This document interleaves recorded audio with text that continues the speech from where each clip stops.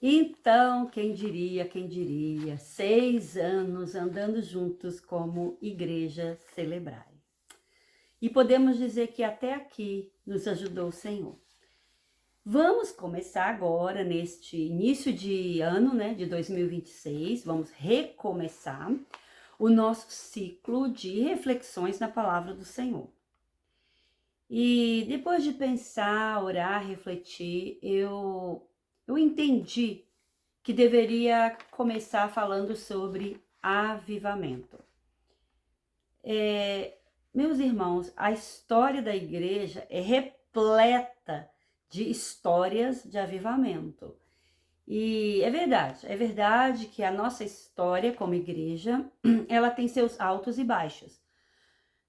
E avivamento é algo muito, muito especial, que nós devemos estar sempre desejando, buscando, orando, para que aconteça, para que o Espírito Santo derrame avivamento. Então eu gostaria de refletir um pouco com os irmãos, porque quando a gente pensa e ora e espera avivamento, nós estamos dando matéria para o Espírito Santo agir, né? Embora este seja seja algo que vem dele, vem da soberania de Deus. A gente não faz avivamento acontecer, mas a gente quer cooperar com o Espírito Santo de Deus. E uma das maneiras é revendo a história, relembrando o que Deus fez, porque isso ativa a nossa fé. Ora, se Deus fez no passado distante e no passado nem tão distante, se acontece em diferentes países, em diferentes áreas geográficas do mundo, que o avivamento não é uma coisa global que acontece em todo lugar ao mesmo tempo, né? É muito orgânico, é quase imprevisível, mas tem alguns elementos que acompanham a maioria dos avivamentos que a gente conhece, né? O primeiro avivamento começou em Jerusalém, bem no início, quando aconteceu a vinda do Espírito Santo. Ao cumprir-se o dia de Pentecostes, estavam todos reunidos no mesmo lugar. De repente, veio do céu um som, como de um vento impetuoso, e encheu toda a casa onde estavam sentados ou reunidos. E apareceram distribuídas entre eles línguas como de fogo, as quais pousaram sobre cada um deles. Todos ficaram cheios do Espírito Santo e começaram a falar em outras línguas, segundo o Espírito lhes concedia que falassem. Bom, e dali para frente a gente vai ver na história do livro de Atos, que é uma história de avivamento. Estava acontecendo a partir do Pentecoste, da descida do Espírito Santo, isso começou o quê? Uma revolução, um movimento de que nós podemos chamar o primeiro avivamento da história. Eles foram cheios do Espírito Santo e capacitados para a obra que tinha diante deles. A gente tem que lembrar como era Jerusalém, como era a região ali da Palestina naquela época. Havia, vou colocar assim, uma meia dúzia de cristãos, né? Nem se chamavam cristãos naquele momento, eles eram judeus. Mas a partir do momento em que Pedro teve uma revelação, uma visão dos céus, onde baixava um lençol com muitos animais impuros, considerados impuros dentro dentro dos rituais judaicos. E agora, naquele momento, Deus fala com ele: mata e come. E ele fala: Senhor, não, que isso, eu sou puro, eu nunca comi essas coisas. Deus mata e come. A Bíblia não mostra que ele matou nem que ele comeu. Provavelmente Pedro nunca, durante toda a sua vida, comeu carne impura. Mas ele entendeu que a partir daquele instante, Deus estava abrindo as porteiras e o evangelho agora, ele iria alcançar toda a terra. A terra, naquele momento, né, a terra conhecida era ali, naquela região em volta do Mediterrâneo, né, Roma e Jerusalém, né, Israel, não era chamado de Israel, a Judéia e o seu entorno, e os países ali próximos, né, a Turquia, aquela região do mundo, o Oriente Médio, mais ou menos. Então, Pedro entendeu que o evangelho não pertencia a eles, judeus. E a partir daquele entendimento, que foi vindo gradativamente, né, tanto ele quanto os apóstolos, o evangelho foi pregado com poder, com autoridade. Não foi apenas assim como a gente, quando vai ali na praça, evangeliza, fala com algumas pessoas, mas foi algo muito, muito dinâmico, muito forte, muito intenso. Tanto que num das suas primeiras pregações, se não a primeira, a Bíblia diz, Pedro, né? Estou falando de Pedro. Quando ouviram isto, ficaram muito movidos e perguntaram a Pedro e aos demais apóstolos: que faremos então? Pedro respondeu: arrependam-se e cada um de vós seja batizado em nome de Jesus Cristo para a remissão dos seus pecados, e vocês receberão o dom do Espírito Santo, porque a promessa é para vocês e para os seus filhos, e para todos os que ainda estão longe, isto é, para todos aqueles que o Senhor nosso Deus chamar. Com muitas outras palavras, deu testemunho e exortava-os, dizendo: salvem-se desta geração perversa. Então, os que aceitaram a palavra de Pedro foram batizados, havendo um acréscimo naquele dia de quase 3.000 pessoas. Então, uma mensagem, uma pregação, quase 3.000 pessoas num dia. Isto é avivamento. Isto faz parte desse mover intenso, poderoso de Deus, para nos atrair a ele de forma quase impossível de dizer não. Não é impossível, porque nem todo mundo recebeu, a maioria ali naquele momento não recebeu a palavra, mas muitos foram chegando à fé. Então, é muito importante a gente aprender sobre avivamento, porque como eu disse, né, é um testemunho ou são testemunhos que enche o nosso coração de fé. Meus irmãos, se a gente não encher o coração de fé, e isso é algo que tem a ver conosco, né? De encher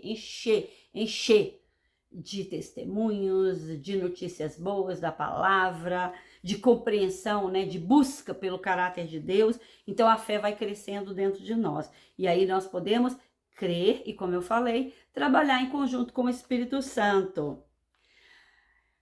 E eu vou falar apenas sobre alguns avivamentos, alguns.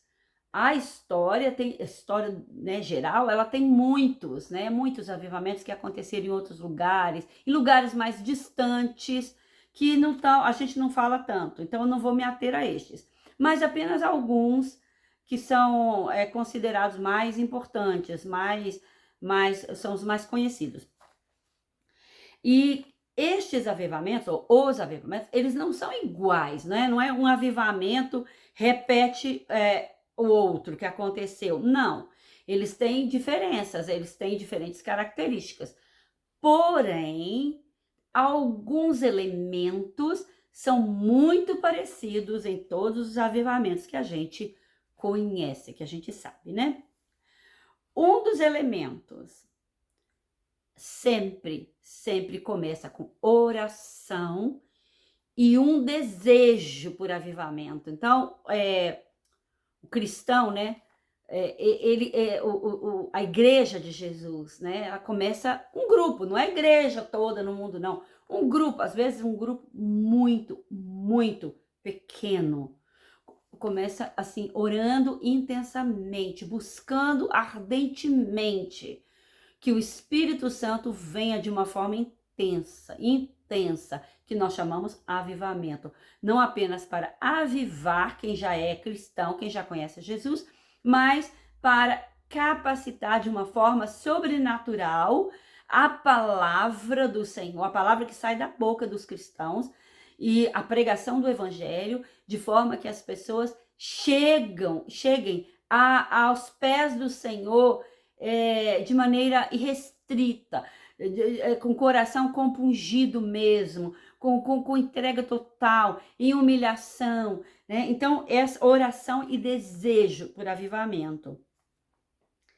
Sempre que se sabe, até onde se sabe, sempre os avivamentos são regados a muito louvor, muita adoração, muitas músicas, escreve-se muitas músicas, compõe poesias que depois são transformadas em música. Então, a parte musical, a parte adoração, a parte louvor, ela é muito forte em quase todos os avivamentos, se não todos, em quase todos. Todos os avivamentos que se tem notícia, todos, há um derramar de capacitação que atinge os leigos, as pessoas comuns, os jovens, as crianças, as mulheres, donas de casa, né, os trabalhadores comuns. As pessoas não são, em geral, os avivamentos, eles não são posse, domínio dos líderes, dos pastores, dos pregadores oficiais da igreja. Em geral, não. O avivamento costuma, muitas das vezes, vir de baixo para cima. Um grupo de crianças que estava orando, um grupo de adolescentes buscando o Senhor, um jovenzinho que nada sabe, mas que começa que é cheio do Espírito Santo e vai por todos os cantos pregando e outras pessoas vão sendo cheias de Deus e aquilo vai crescendo, né, e se transforma numa onda de avivamento. Então, o avivamento, ele é um elemento de capacitação das pessoas comuns a serem cheias, não apenas cheias do Espírito Santo, mas propagadoras da palavra, né, e do fogo de Deus.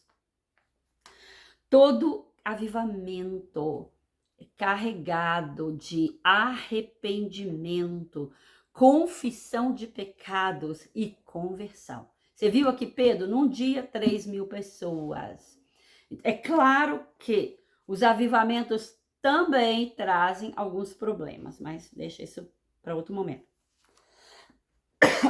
Avivamento sempre promove um crescimento de evangelismo e missões.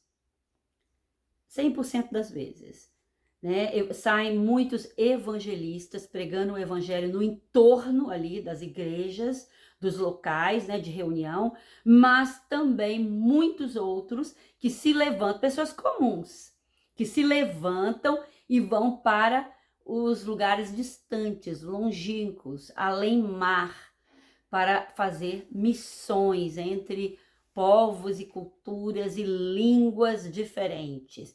Este é também um resultado de avivamento. E, meus irmãos, nenhum avivamento é perfeito.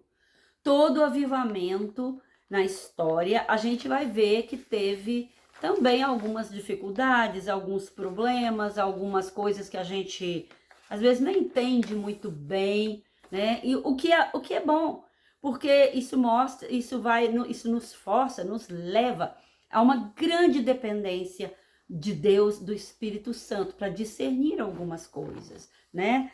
Nós não estamos no céu ainda, não estamos no novo mundo, né? No mundo vindouro. Então, nesse mundo, o Espírito Santo age e faz a sua obra no nosso meio, mas os instrumentos que somos nós, os vasos que somos nós, são imperfeitos. E o Espírito Santo é grande e perfeito o suficiente para trabalhar através de nós e em nós, apesar das nossas falhas. Então, como eu acabei de falar, mostrar, né? Pentecostes foi o início de tudo. Foi porque antes, né? Era Jesus falando principalmente, especificamente para judeus. Embora a gente sabe que ele não veio somente para os judeus, mas enquanto estava aqui no seu ministério, Jesus atuou quase que exclusivamente em prol dos judeus, porque ele estava formando ali um povo, formando discípulos que iriam depois levar adiante a sua palavra, o seu reino, o seu plano redentor. E Deus usou, Jesus, né? Depois Deus, né? Deus, o Espírito Santo, usou Pedro, usou Paulo em especial, né? Para os gentios, foi mais à frente ainda. E todos os seus discípulos, todos os discípulos de Jesus, eles se espalharam. Eles não ficaram ali em Jerusalém.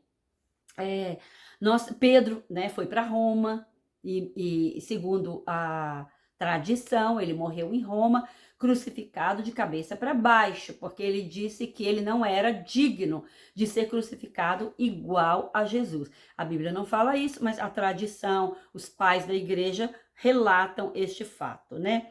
Mateus foi para Pérsia, que hoje é o Irã, né? Aquela região do Irã. Mateus foi para a Pérsia e para a Etiópia e pregou o evangelho na Pérsia e na Etiópia. Inclusive, é bom saber, quem não sabe, que o evangelho, a igreja, ela nasceu antes de nascer na Europa, ela nasceu na Ásia e no norte da África, né? Que hoje está tomado pelo islamismo, mas está mudando, a história está mudando. Graças a Deus, né? Deus está fazendo um tipo de avivamento naquela região também. Não sei se a gente pode chamar de avivamento, mas alguma coisa muito forte, muito sobrenatural está acontecendo ali no Irã, e muitos de vocês sabem disso, né? Tomé, aquele que as pessoas falam que Tomé era desconfiado, Tomé não acreditava, não acho que é bem isso, mas Tomé, ele foi para a Índia. Quando eu estive na Índia, era muito forte, as pessoas mostravam igrejas e locais que diz a tradição, que foram locais onde Tomé caminhou e formou discípulos.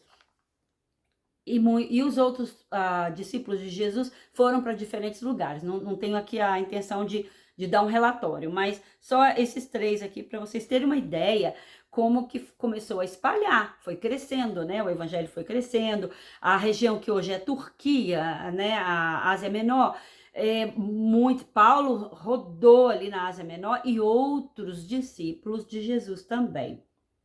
Mas o mais interessante, a gente fala dos discípulos porque a gente tá na Bíblia, né? Tá na Bíblia, é um relato que a gente lê com precisão, né? Com confiança total da veracidade. Mas muitos livros de história e outros relatos, e os pais da igreja de forma especial, eles contam e nos mostram que o crescimento da igreja, ou a propagação do evangelho, naqueles primeiros 4 séculos da igreja, que a gente chama de igreja primitiva, a época dos pais da igreja, a patrística, né, que é chamada patrística. Esta época, este período da igreja, onde a igreja mais cresceu, porque de um grupo pequeno na Galileia, ali, né, no entorno da Galileia, de um grupinho, tomou todo o Império Romano ao redor do Mediterrâneo, a igreja foi crescendo. Foi um crescimento orgânico, foi um crescimento muito de dentro para fora mesmo, né? Neste período, depois não, depois formatizou e outras coisas aconteceram, mas neste momento da história, que a gente pode dizer assim que foi a partir de um grande avivamento. Então, as ondas que foi o Pentecostes, as ondas deste avivamento, elas duraram 4 séculos, quase 4 séculos, crescendo e batendo nos litorais, né, daquele mundo em volta do Mediterrâneo, atingindo as pessoas comuns. E não pense que foram os discípulos que fizeram isso acontecer. Eles deram o início. Eles deram o início. Mas quem realmente carregou o evangelho foram as pessoas comuns. Porque os discípulos eram 12, né? Claro, eles fizeram outros discípulos, que fizeram outros discípulos e assim por diante. Mas eram as pessoas comuns, diz a história. Eram as donas de casa, eram as lavadeiras nas beiras dos rios, lavando e falando. Também algumas mulheres como Lídia, né, que era uma negociante de roupas finas. Ela, digamos, se fosse hoje, ela era seria dona de uma marca de roupas finas, de uma grande boutique, né? Então, Lídia era essa mulher que tinha igreja que funcionava na sua casa, mas ela era uma mulher comum, só que por acaso a Bíblia menciona Lídia, a Bíblia fala sobre Lídia. Mas quantas Lídias, quantas outras pessoas comuns, eram servos, eram escravos, eram os pequenos artesãos, padeiros, ferreiros, essas pessoas comuns que transitavam, né, comerciantes, que transitavam ali ao redor do Mediterrâneo, vendendo, comprando, negociando, fazendo a vida acontecer.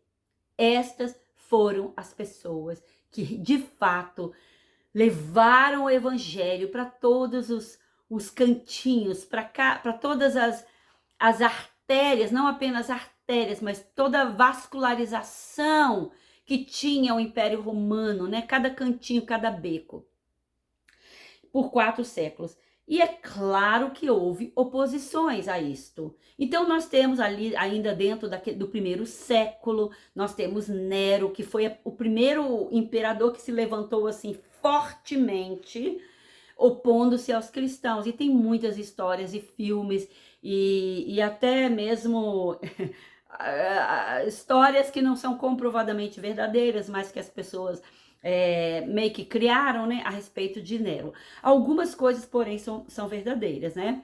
Ele matou muitos cristãos. Ele mandou muitas dessas mortes eram terríveis, porque colocava o cristão num pau, né, quase que empalado, né? Não sei se era empalado, mas colocava num pau grande, num poste, e enrolava a pessoa toda, jogava piche e queimava para transformar as pessoas, os cristãos, em tochas que iluminassem a cidade, que iluminassem a noite. E isso era uma coisa terrível, as pessoas eram colocadas assim vivas, o que faz a coisa realmente terrível.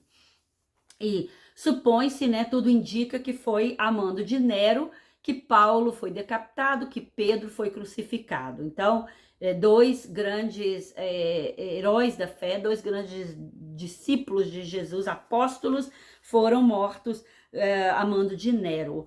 Nós tivemos depois o Domiciano, isso eu estou falando de oposição, né? Domiciano, que foi, dizem que foi pior que Nero, que mandou exilar João na ilha de Patmos e perseguiu e matou muitos cristãos.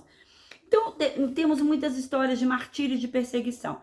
Mas não pensem que o tempo todo a igreja tinha esses altos níveis de perseguição.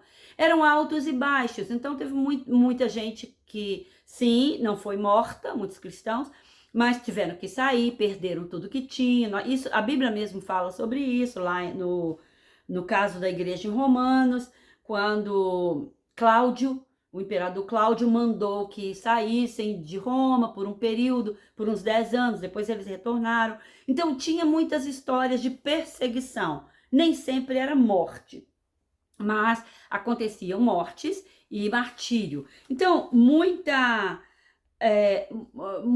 dor, muito sofrimento naquele primeiro século.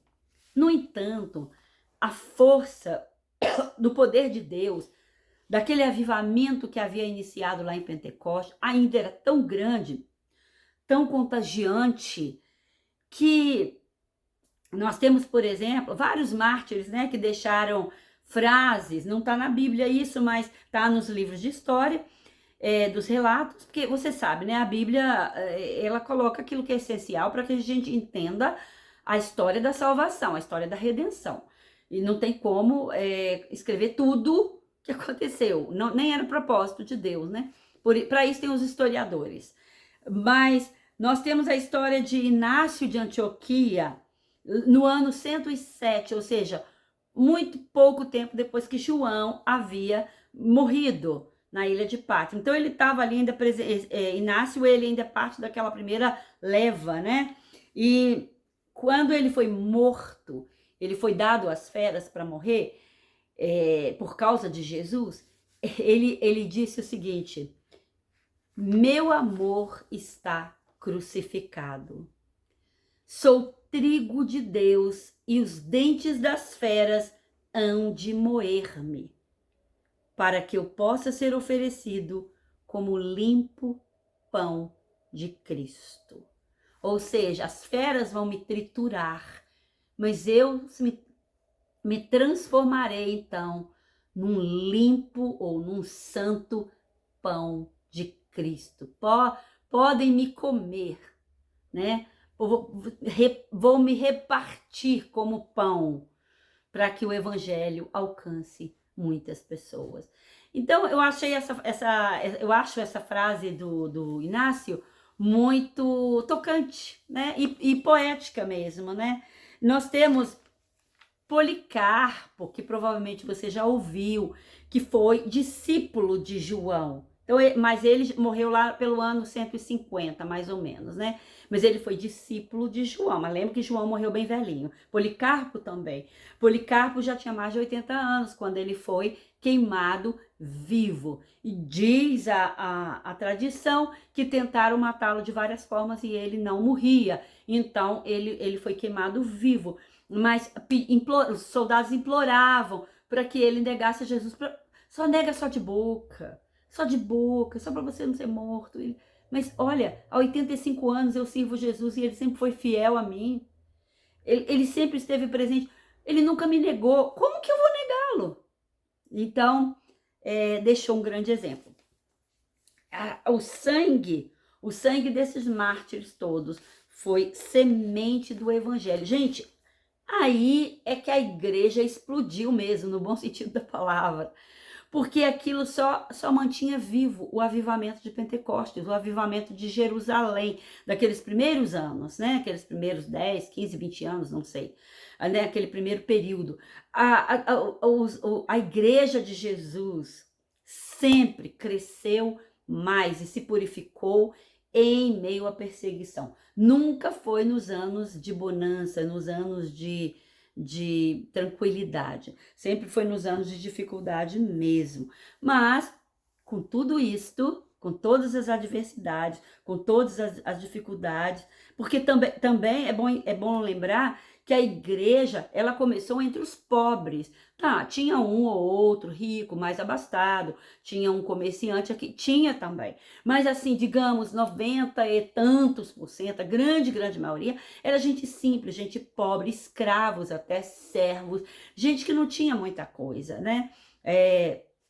Gente desdenhada, desprezada pela sociedade. E aí o evangelho foi tomando conta dessa população, em grande parte porque o evangelho, ou talvez nem grande parte, talvez totalmente, o evangelho traz esperança. Então, se você, por exemplo, né, a pessoa lá, olha, você é um escravo, você é uma pessoa, um servo, uma pessoa miserável no sentido econômico e social, mas você tem a esperança, a certeza dentro de você que vai viver uma eternidade com Cristo, num novo céu e na nova terra, e você vai ser um cidadão livre da eternidade com Deus, né? Então você vai ser muito rico em graça, em conhecimento, em bondade, em amor. Gente, ainda que se passe 40, 50, 60 anos, né, de uma vida muito difícil, você vai ter toda a vida pela frente. Então, o evangelho é esperança. Então, por isso, geralmente, quem que chega primeiro? Os pobres, os marginalizados, os miseráveis, os necessitados. E depois, é claro, ele vai alcançando todas as classes, porque o evangelho não é preconceituoso. Ele aceita, inclusive, o rico. Até o rico ele aceita.